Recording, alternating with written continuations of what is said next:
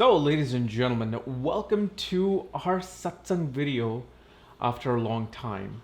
And I didn't have the time because I've been trying to finish my course online of the nakshatra, plans through nakshatra, ascendant of through nakshatra, which you can pretty much, now go in and watch most 90% of them. I just got 2 nakshatras left, and then I am trying to finish my book. That all of this whole thing happening, and everything. It's chaotic. It's chaotic. So finally, I got some time to do some Q&A. I picked these questions from my Twitter this time. So the first question for Twitter comes from VJ. How much role does Jupiter transit play in one's marriage timing? Traditional Indian astrologers say that if the Guru Bala, meaning Jupiter's transiting 7th house or aspecting the 7th but transit marriage occurs only at that time. Well, there's definitely a lot of truth to that. The thing is, it's not just Jupiter, it's also Saturn. Saturn is time, and Jupiter is bringing something alive because Jupiter is Jiva. So time brings an event alive.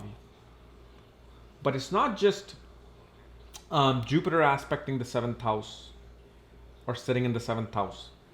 It's actually both Jupiter and Saturn will either aspect the 7th house, 7th Lord, sitting in the 7th house, aspecting or going over your Padha of the 7th house.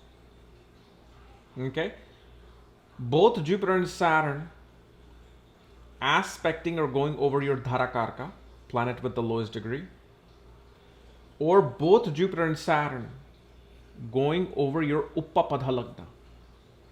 So you see how many scenarios become regarding marriage. But if you think that only Jupiter transit shows marriage, well, you're going to fail a lot of times because you're going to have to check without the dasha and certain other nadi techniques that I'm actually learning right now, via which you can actually see how marriage is occurring without even the dasha. And I'm going to be testing them soon. But for now, when it comes to Vimshotri, when it comes to the Dasha system, you always want to use Vimshotri, Yogini, and Charadasha. Use 3 of them. At least 2 out of the 3. But use 3, and when all 3 of them match, and then this transit happens of Jupiter, you bet marriage is going to be happening. Okay? Now, the next question.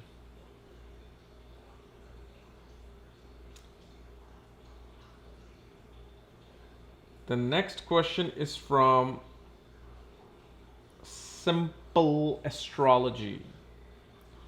If birth chart is average and Navamsha is better, what does it imply? If planet strong in the birth chart becomes weak in Navamsha and vice versa. Well, that's very simple. Is that when a birth chart is weak and Navamsha is strong, what this implies is that a person is going to persevere in their life, coming from a very down, and way below average situation to coming to level of prosperity, coming to the level of, grandioses. Such people ultimately through time overcome all their obstacles. Now, when planets are strong in the birth, weak in Navamsha, a person starts out their life, in a very professional, positive manner. The life starts out with a bang. But then what happens is, those particular scenarios and conditions starts to become weak or starts to become more struggling. And a person will have to increase their effort in order to achieve or maintain those things. See, if Navamsha is weak, that doesn't mean you lose that. It's just that if you do not work hard, they don't come to you. Where if chart is weak and Navamsha is strong, over time you achieve things and you may not even have to work so hard for them at one point. Now, if birth is strong and Navamsha is strong, then that's like a double tick. That's you're looking at an individual who will, even from little effort, will achieve a lot. Okay.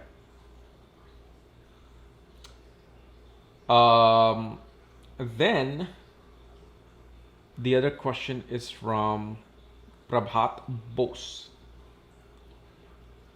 So two person born on the same day, same time, same birthplace will have same destiny or different? No, completely different destiny. Once you're looking at same place, same person, here's the thing. Destiny would be different. But if let's say they're, and I've seen this actually, as much as you guys want to question it, I have just randomly, just by somebody, like one of my friends sends me birth details of the people that they date. They're like, well, I don't have a time of birth. I'm like, all right, fine. So I just look at the chart. Like, did they break their leg? Did they elope with their spouse? Did they do this? Did they do that? Yes. Okay. There you go. That's this person. Did they have an affair? Yes, they did. Okay, that's that person. So I can actually figure it out sometimes without even having this time of birth. So what does this show to me or to in public in general? That certain things will play out with those people regardless of your time of birth. And actually, this just happened last week.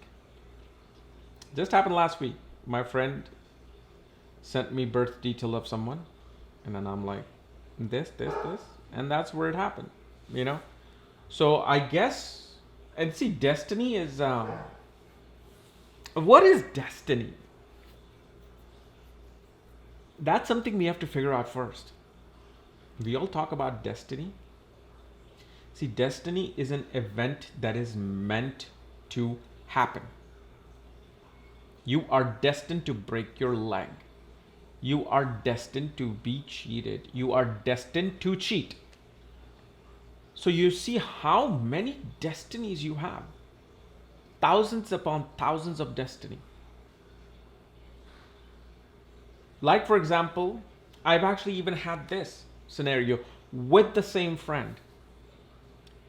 They had a situation where literally the person, the charts were different, but the two people were born in the same month. And literally the moon was the same. And I'm like, this person had an affair. And I'm like, this person had an affair. And they both had affairs. So even in that scenario, you don't even have to have a same birth year. And yet both of them are facing very similar destiny. So destiny is a very, very, you got to look at destiny from a grain of sand. Like, even if you look at the destiny point in your birth chart, like the BP point you get from my report, what does that mean? It simply means out of the 18,000 destiny that you are to achieve, this is one of them. This is one of them. Simple. Then Pritam says, for wealth, what chart should we look at exactly? D2 Hora, D11 Ekadasamsha. Seems a bit confusing. See, it's only confusing if you make it confusing. First of all, don't just jump to D2 and D11 chart. You will lose them. Everything. I don't know how to again regurgitate this inside your cranium, but you gotta synthesize the whole horoscope. You've got to synthesize the horoscope. Look at the D1. Is there Dhan Yoga present in the birth chart? Yoga for wealth. Okay, it's there. That's the first step.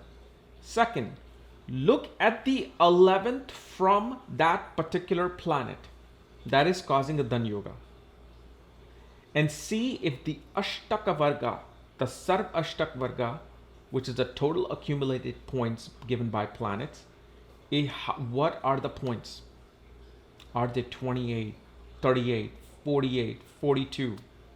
The higher the number, the more the person will have opportunity to make money. Number 3, look at the strength of that Dhan Yoga. Meaning, how is this Dhan Yoga? Which planet is causing this Dhan Yoga? Because there's different level. Like one of the biggest Dhan Yoga is when there's Parivartan Yoga between 2nd and 11th house. 11th house, the house of gains. And where is this Dhan Yoga occurring? Is it happening in the 6th house, 8th house, 12th house? Maybe by death they will get money. Maybe by dealing with some pain and struggle and enemies they get money. Like somebody gets beat up by a bunch of group of thugs or gang members somewhere, and suddenly they're so brutally beat, and once they get those particular people apprehended, they can sue the county, they can sue those people, and suddenly they're getting the settlement of like $100 million. Or it can simply be through your own effort. Then the other thing you want to check, how strong is this planet in Navamsha? Okay, it's strong. Then you go to Ekadhasamsha, the D11 chart. Although, I gotta tell you, debilitated planets in D11 have shown me more, actually, millionaires and billionaires. So again, it's a very peculiar thing. But I've also seen people get money through exalted and strong planets in Ekadhasamsha. And then how do you synthesize this? You then look at the dasha. When is this going to become active? Or when you have especially bunch of planets like Saturn, Jupiter, Mars going over that Dhan Yoga, that becomes active. Then D2, okay, D2 will show that exactly how you're going to take that money and what are you going to do with it. And D2 chart will definitely show the more detailed perception of how this money is going to come in. But if you just stick to these things that I told you, you're good.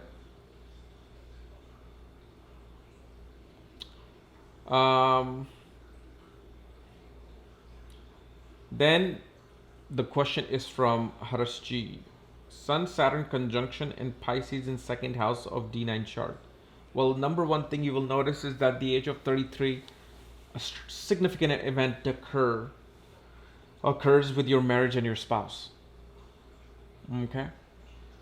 And the other thing you will see, regardless if you're a male or female, your spouse will control your bank account. You will have to get like authorized permission from your spouse before you can spend money. And this is why I have seen these particular placement actually cause a lot of distress regarding money between the spouses, because like especially like a husband can't even go buy a single cigar without asking the spouse because they have such a tight hold on that. Or a wife cannot go out and even buy diapers for their children unless they ask the husband, how much is in the account? Can I spend this? Can I not spend this? And this is going to drive the other person mad. They will leave you. If you are doing this, you're just put yourself in their situation. So that's one thing we also see with this particular, and then especially you will also notice both you and your spouse become overly protective with your children and with your family. And I also see after marriage, teeth issues will occur. You will either somehow break a tooth, and you will also notice with this position, you will love eating mashed things, mashed potato, mashed carrots, anything which is easily be chewable and swallowable. So for example, like in India, they have shami kebab. You know why Shami kebab was invented? Is because one of these royal kings lost all his teeth, but yet loved eating, Sikh kebab and kebab itself. So he asked his chef, and give me something. So chef is like, you know what? He's gonna create this one particular way of creating this patty. Which when you put it in your mouth, it melts. And this is where it came. This is where the Shami kebab came. And I guarantee you, probably that person had similar placement. But yeah, these are some of the things we can see. But again, I can see even more details if I was to just actually see the chart. Okay. So guys, this was my analysis of this Q&A for this week. Leave your questions down below and I'll try to make them, next week for sure. And I didn't want to take more questions because I wanted to see, I just got this new camera and I wanted to see the power of this camera because I'm filming this in 6K RAW. Do you guys know what 6K RAW is? 6K RAW 12-bit. And just for this camera, I had to have massive, 6-7 terabyte hard drive. 6K RAW file is crazy. And unless you know what you're doing, you can completely screw this thing up. So I'm like, let me just film a short video. Although I've tried enough videos now. This is why I'm giving enough time. But hopefully this is giving a very cinematic feel. Very Bollywood film type feel. Let's see. Anyway, we'll see you tomorrow. If you're new to my channel, remember, subscribe below and hit the bell button so you don't miss any video from me and my pretty face. All right. Bye-bye.